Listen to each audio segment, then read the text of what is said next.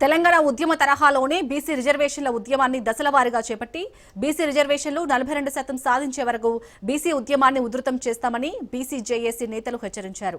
కేంద్ర రాష్ట్ర ప్రభుత్వాలు దిగివచ్చే వరకు బీసీల పోరాటాన్ని ఆపే ప్రసక్తే లేదని స్పష్టం చేశారు.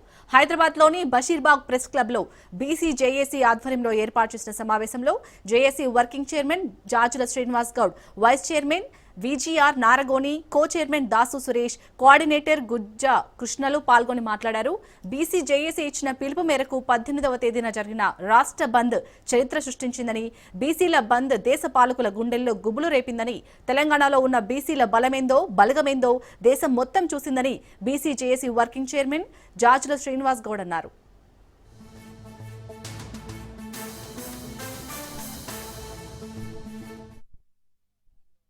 తెలంగాణలో కులగణన చేసి 42% రిజర్వేషన్లు పెంచుతామని చెప్పి కామారెడ్డి డిక్లరేషన్ చేసింది. దానికి కట్టుబడాలే, అది అమలు చేసిన తర్వాతనే ఎన్నికలు నిర్వహించాలని చెప్పి ఇందులో ఒక్క సంఘం కాదు, 2 సంఘాలు కాదు, అందరం సమిష్టిగా ఎవరికి తోచిన పద్ధతిలో వారందరం పోరాటం చేసి రాష్ట్ర ప్రభుత్వం మీద ఒత్తిడి పెంచి ఇలా 22 నెలలైనా స్థానిక సంస్థల ఎన్నికలు జరగకుండా బీసీ రిజర్వేషన్లు పెంచే వరకు ఎన్నికలు నిర్వహించొద్దని చెప్పి సుదీర్ఘ కాలంగా పోరాటం చేస్తున్నాం. ఎవరికి వారుగా మేము ఉద్యమించినాం. ఉద్యమాన్ని గల్లీలో జరుగుతుంది, ఇది ఢిల్లీ దాకా సెగదాకాలే, రాష్ట్ర ప్రభుత్వ పెద్దల అదేవిధంగా కేంద్ర ప్రభుత్వ పెద్దల వరకు వినపడాలే. కాబట్టి ఈ ఉద్యమాన్ని ఇంకా చాలా సీరియస్ గా తీసుకుపోవాలనే భావనతోటి 18వ తారీఖు నాడు బంద్ పిలిపివ్వడం జరిగింది. మీరు చూశారు, ఒక బంద్ ఒక చరిత్ర. తెలంగాణ వచ్చినాక ఒక చారిత్రాత్మకంగా జరిగినటువంటి బంద్ మొన్న బీసీ బంద్. ఒక బస్సు పయ్య రోడ్డు మీదకి రాలే, ఒక షాపు తెరవలే. పాల్గొన్నటువంటి లక్షలాది మంది బీసీలందరికీ మీ ద్వారా ప్రత్యేకంగా ఈ సందర్భంగా ధన్యవాదాలు తెలియజేస్తున్నాం. నవంబర్ 2వ తేదీన హైదరాబాద్ లోని కళింగ భవన్ లో బీసీ జేఏసీ విస్తృతస్థాయి సమావేశాన్ని ఏర్పాటు చేయబోతున్నాం.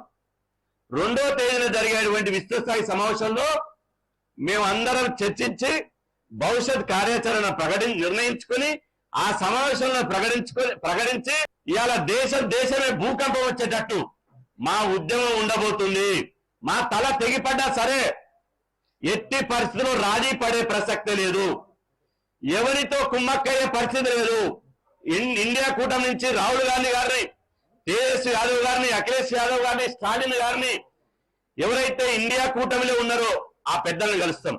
అదేవిధంగా ఎన్డీఏ కూటమిలో ఉన్నటువంటి నితీష్ కుమార్ గారిని, చంద్రబాబు నాయుడు గారిని, పవన్ కళ్యాణ్ గారిని, ఆ తర్వాత మోడీ గారిని, బీజేపీ అధ్యక్షుడు నడ్డా గారిని, బీజేపీ ఓబీసీ మోర్చా జాతీయ అధ్యక్షుడు డాక్టర్ లక్ష్మణ్ గారిని కూడా కలుస్తాం.